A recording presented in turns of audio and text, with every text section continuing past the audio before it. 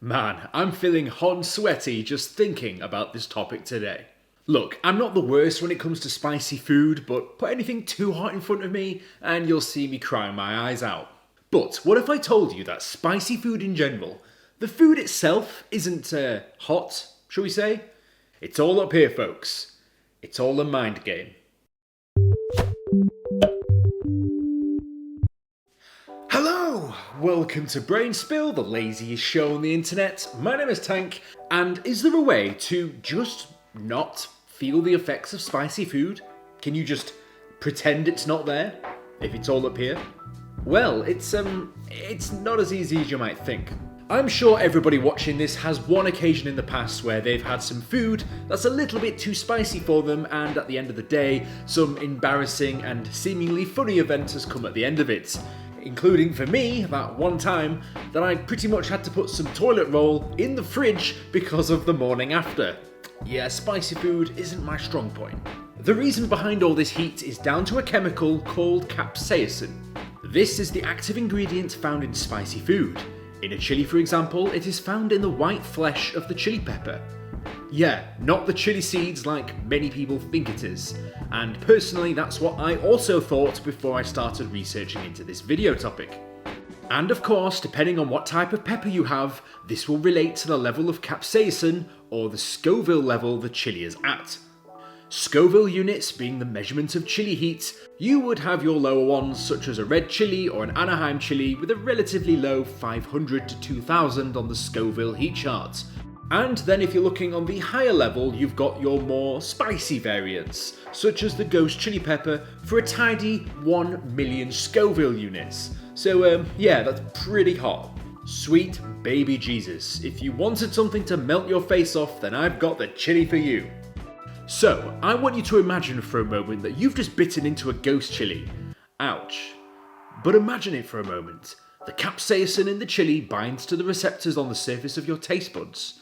Whilst these receptors are all over your body, I imagine, however, that most of us are putting these chilies in our mouths rather than anywhere else on our bodies.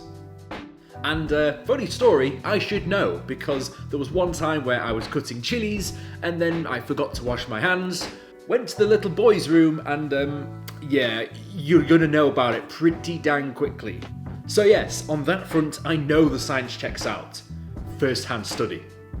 The receptors open, which allows in the capsaicin, which then runs along the trigeminal nerve, a nerve that branches out from your brain to your mouth, eyes, nose, and basically every other part of your body that experiences the side effects of having hot food. You see where I'm going with this? As a result of this, the brain lets off a warming sensation which travels down the nerve to all of those parts of the body, hence why we get all the symptoms. The runny nose, the warm flushed face, the sweats, it's all down to this. And dependent on how hot the chili is or how much capsaicin you've just had will be dependent on what level of symptoms you experience as a result. So for the particularly hotter variants of chilies, you're going to know that hot gets real hot. These receptors, whilst picking up hot food normally, will also activate in the same way whenever you get the hot chilies or the capsaicin chemical entering your receptors. So you can eat a cold chili, but with the chemicals inside of it, it will still feel like you've just bitten into a volcano.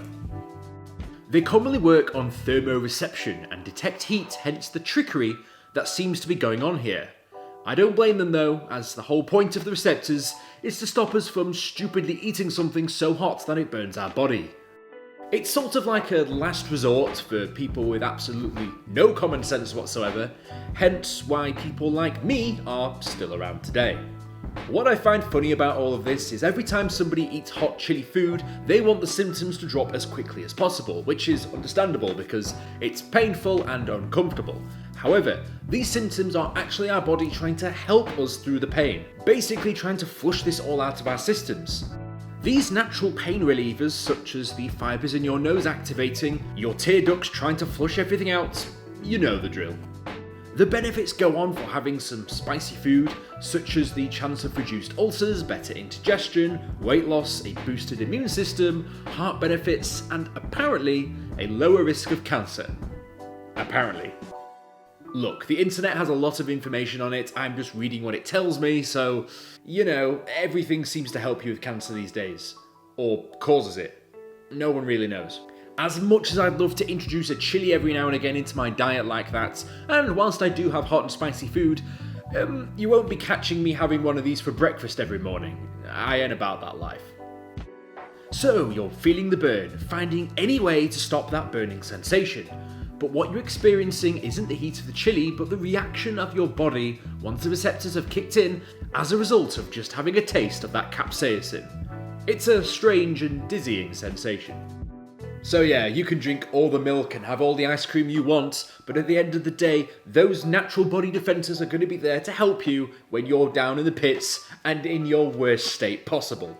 As a result of all of this, spicy food is playing a trick on your mind, and really, it's playing a 180 trickery on you every time you eat it. The hot and spicy food is an illusion, people. Like I say, it is the chemicals inside and really nothing more. You just need to remember that next time you've bitten into a chili and you're laying on the floor hoping that the pain goes away. Irrespective of all of this, I'm still going to be grabbing myself a big glass of milk every time I do something like this. You can bet your bottom dollar on that. If you like the video, be sure to like and subscribe. If you want to be notified as soon as I upload my next video, be sure to hit the bell button. And if you've got any ideas for what topics you'd like me to discuss next, let me know down in the comments below. As always, sources used in the video will be in the description. Do you know what? When I was writing the script for this video, I was going to get myself a chili and eat it on camera because I have no boundaries whatsoever, and I was going to do it for your entertainment. I forgot to do it before recording this video, so I don't actually have one with me, but I still want to give it a try at some point. But I don't want to just do it willy-nilly for the sake of it. You know, I think we need to earn it. I think more so you guys, because I'm certainly not getting anything out of it, apart from pain. So I'm thinking maybe we could do this once we hit a certain milestone? Maybe? I'm thinking 10k? 10,000 subscribers. Oh. Shall I? Yep, we're keeping it in. Why not? 10,000. 10,000 subs. I'm going to buy a Carolina Reaper and eat it on camera. Why did I say that? What have I just agreed to? If you want to see that happen, you know what to do. I'll see you guys in the next video. Fantastic.